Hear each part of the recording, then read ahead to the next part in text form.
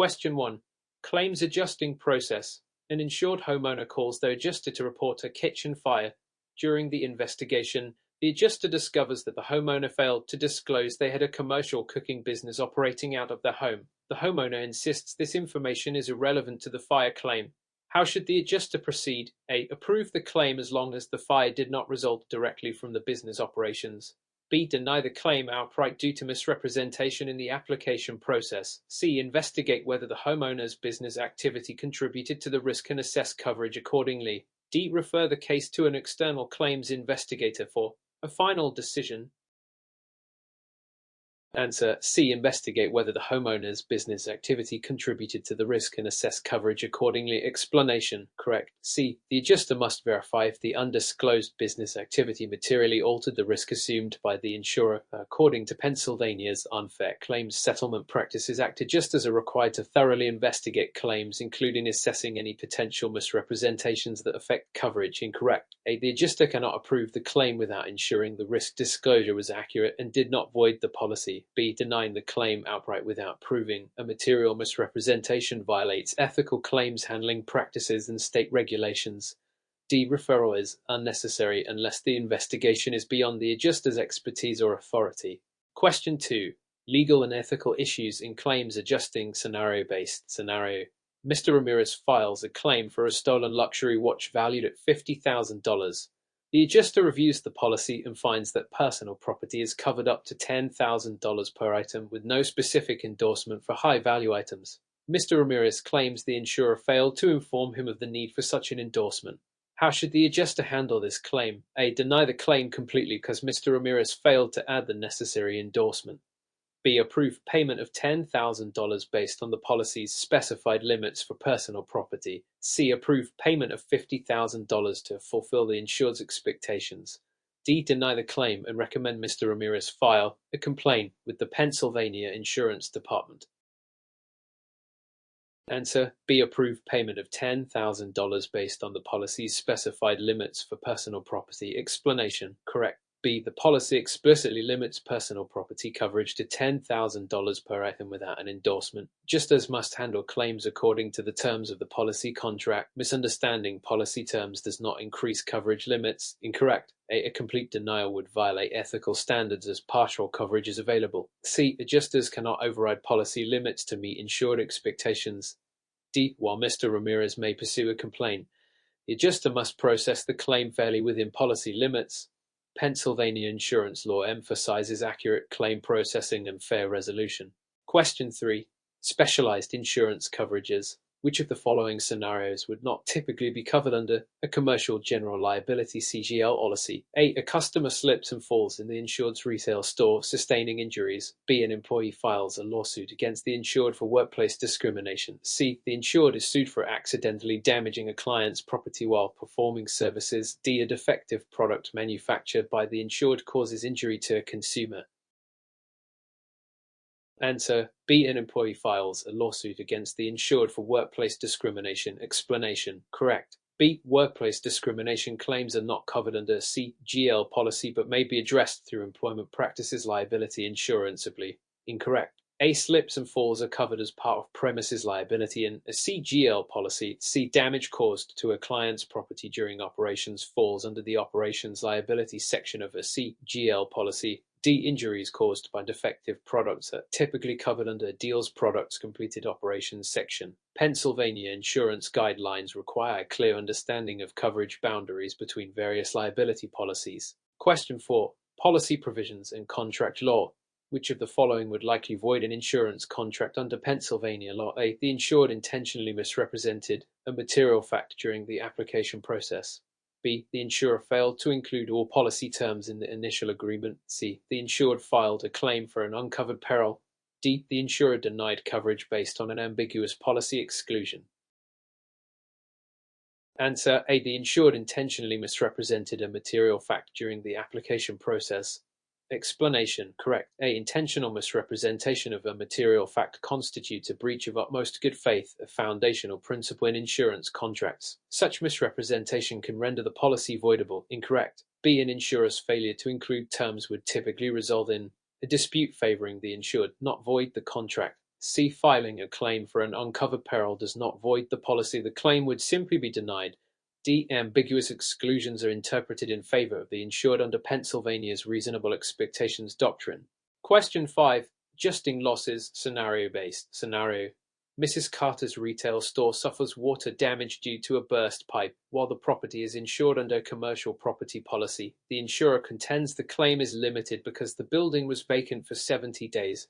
Mrs. Carter insists the store was used for storage and therefore not vacant. How should the adjuster proceed? A. Deny the claim based on the vacancy exclusion clause. B. Investigate whether the property met the insurer's definition of occupied. C. Pay the full claim as the property was insured regardless of its use. D. Recommend Mrs. Carter seek legal advice to dispute the insurer's definition of vacancy. Answer. B. Investigate whether the property met the insurer's definition of occupied. Explanation. Correct. B. Insurers define a vacancy differently. For example, some policies state a building used for storage may still be considered occupied. Adjusters must confirm facts against the policy's language. Incorrect. A. Denying the claim without investigation violates ethical claims handling standards under the Unfair Claims Settlement Practices Act. C. Payment without verification could result in improper claims handling. D. Legal advice is unnecessary at this stage if the adjuster conducts a thorough review. Question 6. Types of insurance policies. A business owner purchases a commercial general liability (CGL) policy with an occurrence form. Which of the following claims would the policy most likely cover? A. A customer injury claim arising from an incident 2 years ago during the policy period. B. A product liability claim filed for an injury occurring after the policy expired. C. A defamation claim filed during the policy period for statements made before the policy started. D. A claim arising from intentional acts of harm by the business owner. Answer. A customer injury claim arising from an incident 2 years ago during the policy period. Explanation. Correct. A. An occurrence form covers claims based on when the event causing the loss occurred, regardless of when the claim is filed. Incorrect. B. This would require a claims made policy. C. CGL policies do not typically cover claims for events predating the policy. D. Intentional acts are excluded from coverage under most policies, including CES. Question 7. Legal and ethical issues in claims adjusting. Which of the following scenarios constitutes insurance fraud under Pennsylvania law? A. An adjuster denies a claim based on incomplete documentation. B. An insured inflates the value of damaged property on a claim. C. An insurer requires proof of ownership before settling a property loss claim. D. An insured files a claim for an excluded peril, misunderstanding the policy. Answer. B. An insured inflates the value of damaged property on a claim. Explanation. Correct. B. Pennsylvania law, including the Insurance Fraud Prevention Act, explicitly defines intentional misrepresentation or inflation of claims as fraud. Incorrect. A. Denying a claim due to insufficient documentation is legitimate if properly communicated. C. Requiring proof of ownership is standard procedure and not fraudulent. D. Filing a claim for an excluded peril, while incorrect, is not fraud unless done knowingly. Question 8. Catastrophe claims. What is one key difference between handling catastrophe claims and standard claims? A. Catastrophe claims always result in higher settlements. B. Catastrophe claims require adjusters to prioritize speed over accuracy. C. Catastrophe claims involve specialized procedures to handle high volumes efficiently. D. Catastrophe claims are only valid for federally declared disasters. Answer. C. Catastrophe claims involve specialized procedures to handle high volumes efficiently. Explanation. Correct. C. Adjusters must use streamlined processes, technology, and resources like catastrophe teams to manage the surge in claims effectively. Incorrect. A. Settlement amounts are based on the policy, not disaster classification. B. Speed and accuracy must be balanced to ensure ethical claims handling. D. Catastrophe claims can arise from local or regional disasters, not solely federally declared ones. Question 9. Insurance-related financial concepts. An adjuster is reviewing a policyholder's file. The policy has a loss ratio of 75% and an expense ratio of 25%. What is the combined ratio and what does it signify? A. 100% if the insurer is breaking even on underwriting. B. 100% of the insurer is operating at a loss. C. 125% of the insurer is operating at a loss. D. 75% of the insurer is highly profitable. Answer C. 125% of the insurer is operating at a loss. Explanation correct. C. The combined ratio is the sum of the loss ratio and the expense ratio. 75% plus 25 equals 125%. A combined ratio over 100% indicates underwriting losses. Incorrect. A. 100% would signify break-even, which isn't accurate here. B. The correct loss threshold is 125%. Not 100%. D. A 75% ratio would indicate profitability, but this is not the case. Question 10. Pennsylvania-specific insurance regulations scenario-based scenario. Mr. Daniels files a homeowner's claim 2 years and 9 months after a storm caused damage to his roof. The insurer denies the claim, citing a statute of limitations. Under Pennsylvania law, is the denial justified? A. Yes, because Pennsylvania's statute of limitations for property claims is 2 years. B. Yes, because the insurer must deny claims filed over 24 months after the incident. C. No, because Pennsylvania allows up to 3 years for property damage claims. D. No, because the statute of limitations does not apply to storm-related claims. Answer C. No, because Pennsylvania allows up to 3 years for property damage claims. Explanation correct. C. Pennsylvania's statute of limitations for filing property damage claims is 3 years, as outlined in state law. Denying the claim before the deadline would be improper. Incorrect. A. 2 years applies to certain personal injury claims, not property damage. B. Insurers do not have a blanket rule to deny claims after 24 months. Unless specified in the policy. D. The statute applies to all property claims, including storm-related losses. Question 11. Underwriting guidelines. Which of the following is most important for an underwriter to assess when evaluating a commercial property insurance application? A. The property's aesthetic appeal and landscaping. B. The applicant's credit score and business experience. C. The property's construction type, location, and occupancy. D. The applicant's previous business ventures unrelated to the insured property. Answer C. The property's construction type, location, and occupancy. Explanation correct. C. Underwriters focus on factors affecting risk exposure, such as construction materials, proximity to hazards, and how the property is used. Incorrect. A. Aesthetic factors are irrelevant to risk assessment. B. Credit score and experience may be considered but are secondary to property-specific details. D. Unrelated ventures are typically irrelevant unless they indicate a pattern of risky behavior. Question 12. Claims handling ethics. An insurer offers a settlement amount to a claimant that is significantly lower than the documented damages, stating it is company policy. What ethical guideline does this violate? A. The principle of indemnity. B. The insured's duty of disclosure. C. The Unfair Claims Settlement Practices Act. D. The doctrine of utmost good faith.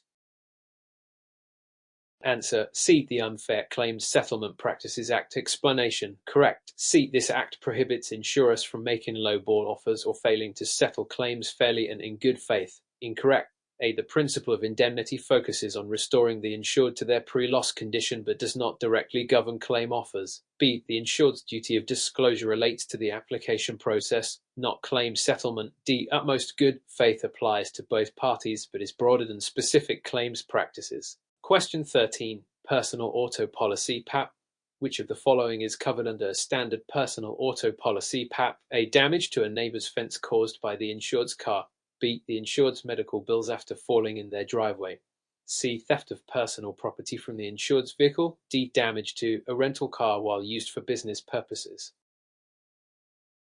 Answer A. Damage to a neighbor's fence caused by the insured's car. Explanation correct. A. Liability coverage in a PAP includes property damage caused to others. Incorrect. B. PAP does not cover personal injuries outside vehicle use. C. Theft of personal items is typically covered under a homeowner's policy, not PAP. D. Damage to a rental car for business use is excluded. A commercial auto policy is needed. Question 14. Business interruption insurance. A fire damages a manufacturing plant, halting operations for 3 months. What cost would a business interruption insurance policy typically cover? A. Repairs to the damaged property. B. Replacement of equipment destroyed in the fire. C. Lost net income and continuing operating expenses. D. Fines for delayed product delivery. Answer C. Lost net income and continuing operating expenses. Explanation: correct. C. Business interruption policies aim to restore lost income and cover ongoing expenses like rent during the downtime. Incorrect. A. Repairs are covered under property insurance. B. Replacement of equipment is also a property insurance coverage. D. Fines are generally excluded unless specifically endorsed. Question 15. Workers' compensation. Which of the following injuries would not be covered under a workers' compensation policy? A. A factory worker injures their hand while operating machinery. B. An office employee develops carpal tunnel syndrome from repetitive typing. C. A delivery driver is injured in a car accident during a delivery. D. An employee is injured while commuting to work. Answer: D. An employee is injured while commuting to work. Explanation: correct. D. Injuries sustained during a commute are generally excluded under the going and coming rule. Incorrect. A, B, and C are all work-related injuries covered by workers' compensation. Question 16. Flood insurance under the National Flood Insurance Program and FIP. Which of the following is not covered? A. Flood damage to the insured building's foundation. B. Personal property in the basement. C. Structural damage caused by rising waters. D. Cleanup costs for mud deposited by a flood. Answer: B. Personal property in the basement. Explanation: correct. B. The NFIP excludes coverage for most personal property stored in basements. Incorrect. A, C, and D are all typically covered under NFIP policies. Question 17. Life insurance. A life insurance applicant discloses a pre-existing condition but passes away 2 months after the policy is issued. Which clause might allow the insurer to deny the claim? A. The grace period clause. B. The incontestability clause. C. The contestability clause. D. The waiver of premium clause. Answer: C. The contestability clause. Explanation: correct. C. During the contestability period, typically 2 years, the insurer can deny a claim if the applicant misrepresented material facts. Incorrect. A grace period allows premium payment after the due date. B. Incontestability applies after the contestability period expires. D. Waiver of premium relates to disability, not misrepresentation. Question 18. Policy cancellation. Under Pennsylvania law, how much notice must an insurer provide to cancel an auto policy for non-payment of premium? A. 10 days. B. 15 days. C. 30 days. D. 45 days. Answer: A. 10 days. Explanation: correct. A. Pennsylvania law mandates a minimum of 10 days notice for cancellation due to non-payment. Incorrect. B, C, and D apply to other types of cancellations or non-renewals. Question 19. Umbrella policies. Which of the following scenarios would likely be covered by a personal umbrella policy? A. A dog bite claim exceeding the liability limits of a homeowner's policy. B. Damage to the insured's car in a hailstorm. C. Legal expenses for a dispute over property boundaries. D. Medical bills from an injury at the insured's workplace. Answer: A. A dog bite claim exceeding the liability limits of a homeowner's policy. Explanation: correct. A. Umbrella policies provide excess liability coverage, including personal injury claims. Incorrect. B. Hailstorm damage is covered under auto insurance. C. Boundary disputes are not typically covered by umbrella policies. D. Workplace injuries are addressed by workers' compensation. Question 20. Liability insurance. Which of the following describes strict liability? A. Liability that arises regardless of fault or negligence. B. Liability that requires proof of intent to cause harm. C. Liability for damages limited by a contractual agreement. D. Liability for professional errors or omissions. Answer: A. Liability that arises regardless of fault or negligence. Explanation: correct. A. Strict liability applies in cases where an individual or business is held responsible for damages caused by inherently dangerous activities or defective products, regardless of intent or negligence. Incorrect. B. Intentional acts involve separate legal doctrines. C. Contractual limitations apply to indemnity clauses, not strict liability. D. Errors and omissions are covered under professional liability policies. Question 21. Insurance fraud. Which of the following scenarios constitutes insurance fraud? A. Reporting a stolen vehicle that was actually recovered and sold by the insured. B. Forgetting to disclose minor repairs on a home insurance application. C. Filing a claim for damages caused by a covered natural disaster. D. Contesting a claim denial through legal channels.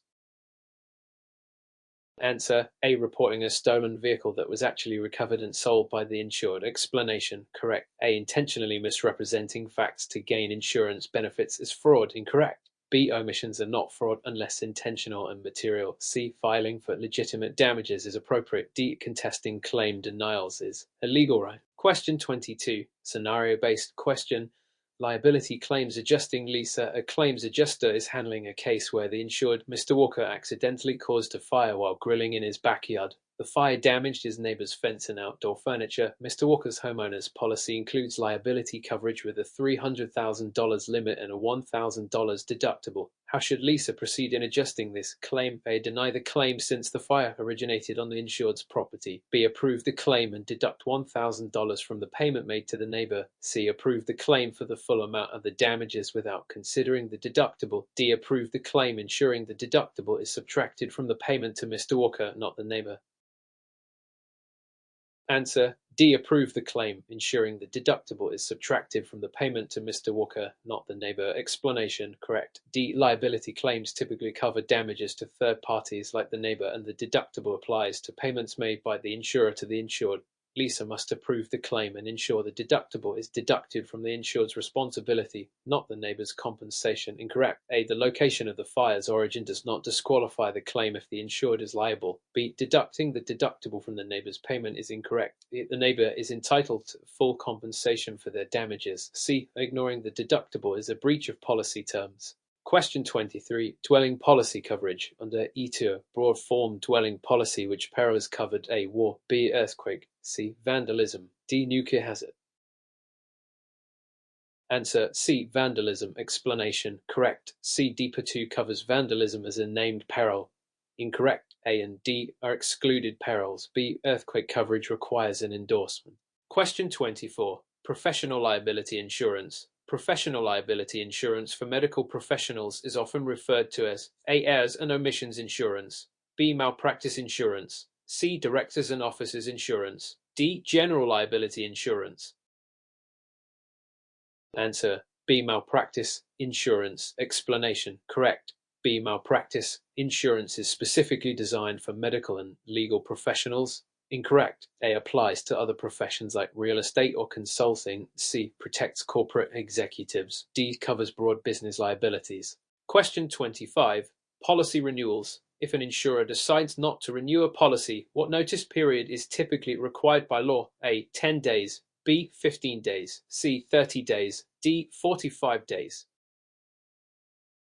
Answer: C. 30 days. Explanation: correct. C. Most states require at least 30 days notice for non-renewal to allow the insured time to secure alternate coverage. Question 26. Flood insurance waiting period.